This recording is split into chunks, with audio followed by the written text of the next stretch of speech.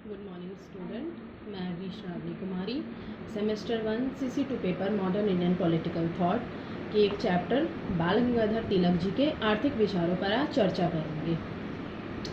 जैसा कि मैंने पिछले वीडियो में बाल गंगाधर तिलक जी के राजनीतिक, सामाजिक, शिक्षा संबंधी और उनकी जीवनी की व्याख्या की थी, तो आज मैं उनके आर्थिक विचारों पर चर्चा करूँगी। जैसा कि हम जानते हैं कि बाल गंगाधर तिलक जी के युग में पश्चिमी सभ्यता का प्रचार प्रसार था, पश्चिमी सभ्यता और पश्चिमी संस्कृति का प्रचार प्रसार था और उन लोगों ने भारत में अपना प्रभुत्व स्थापित कर लिया था। तो पश्चिमी सभ्यता और संस्कृति के आ जाने से भारत की आर्थिक स्थिति में काफ़ी गिरावट आई और फलस्वरूप भारत की जो आर्थिक अर्थव्यवस्था थी वो भी बहुत ही ज़्यादा गिर गई, यानी उसमें बहुत ही पतन हुआ।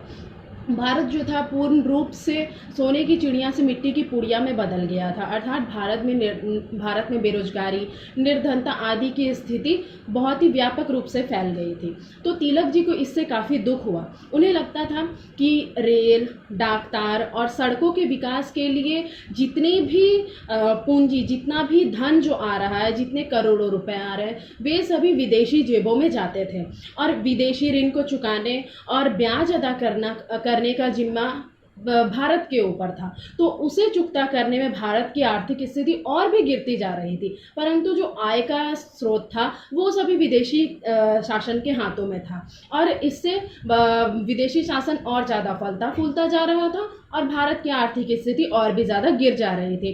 कुटीर उद्योग और पुराने जितने भी उद्योग थे सब में ही बहुत ही ज़्यादा गिरावट आई, क्योंकि पश्चिमी सभ्यता के आ जाने पर भारत में ही उन लोगों ने काफ़ी उद्योग धंधों का प्रसार किया।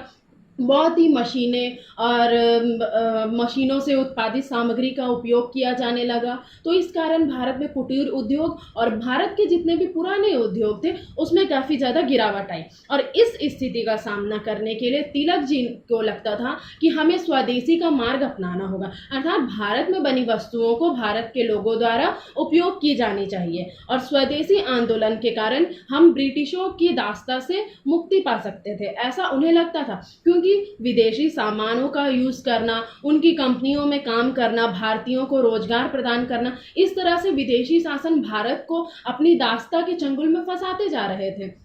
तो तिलक जी को लगता था कि यदि भारत में स्वदेशी का मार्ग अपनाया जाएगा तो स्वदेशी का मार्ग अपनाने के तहत भारत में ही बनी वस्तुओं का उपयोग भारतीयों के द्वारा किया जाएगा। तो इस कारण स्वदेशी मार्ग अपनाने से ब्रिटिशों की दास्ता से हमें मुक्ति मिल सकेगी और बहिष्कार के द्वारा विदेशी वस्तुओं में गिरावट आएगी और स्वदेशी वस्तुओं यानी भारत की वस्तुओं की मांग बढ़ने की, उपयोग बढ़ने की संभावना हो जाएगी।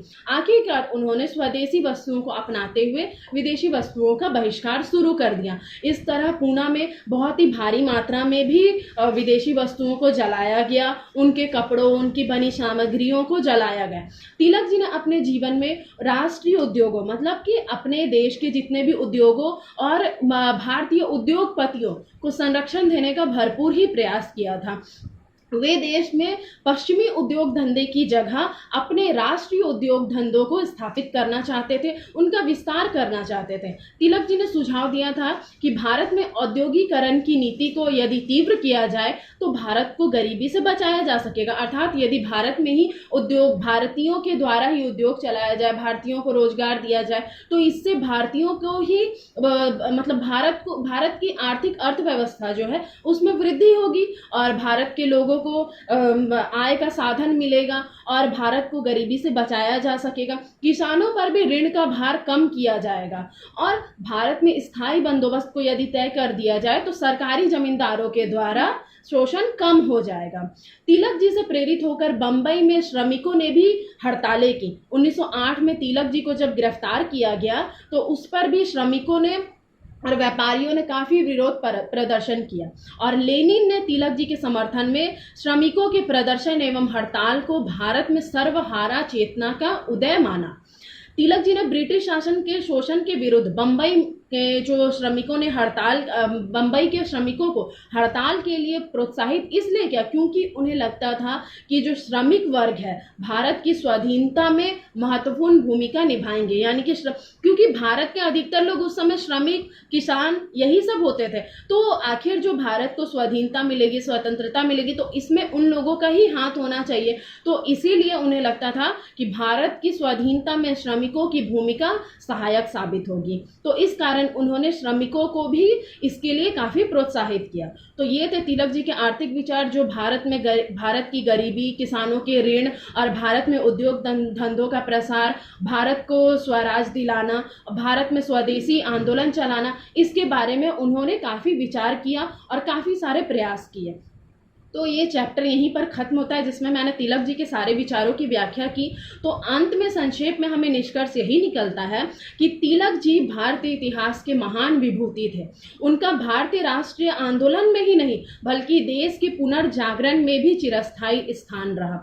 उन्हें आधुनिक भारत का कौटिल्य और भारतीय जागृति का अग्रदूत भी कहा जाता है।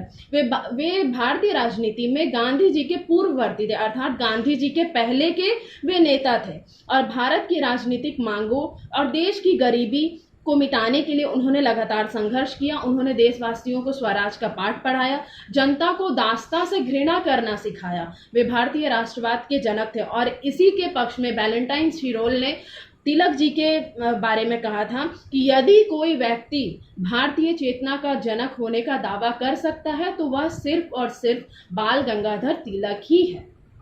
तो यह पार्ट यहीं खत्म होता है। अगले वीडियो में मैं बाल गंगाधर तिलक जी से रिलेटेड जितने सारे प्रश्न उत्तर है वो मैं आप लोगों को दूंगी। धन्यवाद।